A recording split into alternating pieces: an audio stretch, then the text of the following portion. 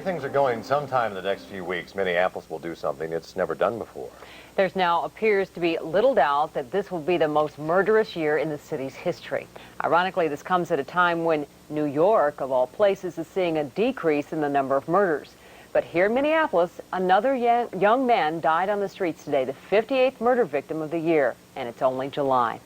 The worst year ever for murder was 1991, when 63 people lost their lives to a killer. The strain of this trend is difficult for the families of the victims, but it's also tough on the system and those whose job it is to solve the crimes. Kare 11's Gail Plawacki has their story in tonight's Extra. It's become all too familiar a sight, the yellow police ribbon which defines a murder scene.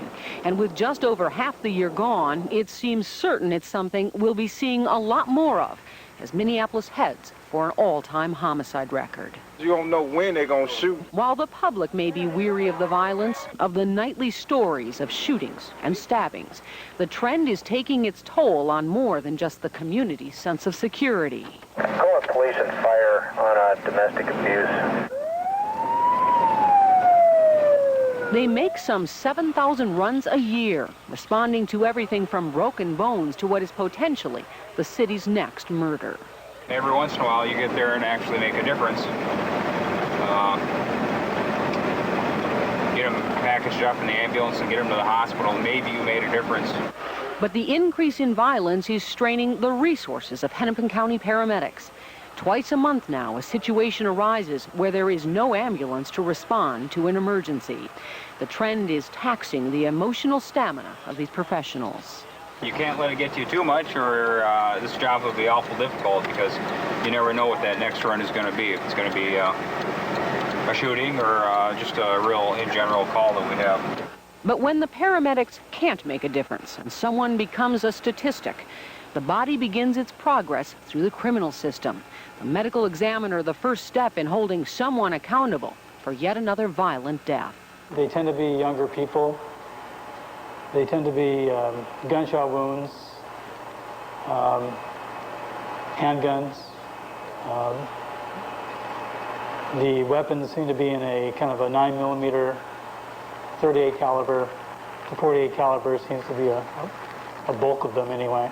Gunshot wounds are nothing new to the pathologists at the Hennepin County Medical Examiner's Office, but the volume of them is.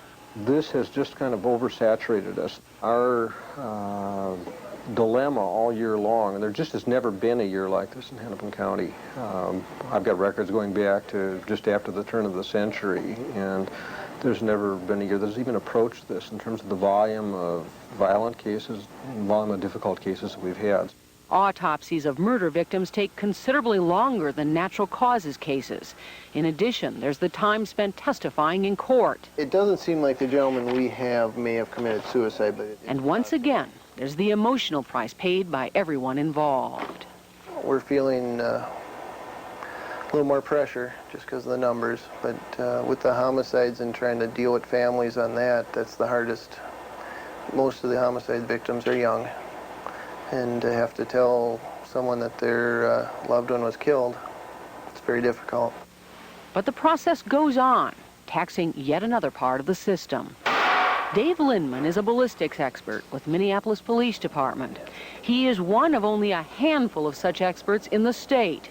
With more than half of this year's murders committed with a firearm, Lindman is stretched to the limit. I guess I have never been as far behind as what I've been lately. I find it very frustrating. I find it frustrating because I can't help my detectives in homicide, or I can't help my county attorneys who want to prosecute these cases. Ballistic evidence can be some of the most compelling at trial and can link more than one crime to the same suspect. Emergency medical teams are the first line of defense on the street, and they find satisfaction in preventing the violence from claiming yet another victim. But even at that, their successes sometimes come back to haunt them. He had a gunshot about a month ago. He's had surgery, and today he's having abdominal pain. Shot when two men tried to rob him last month, this man is one of the lucky ones.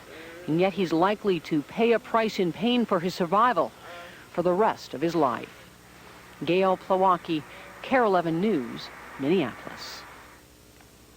This year's murder victims range in age from 22 months to 66 years old. Men have been victims more often than women, and young African-American men have suffered the highest murder rates of all.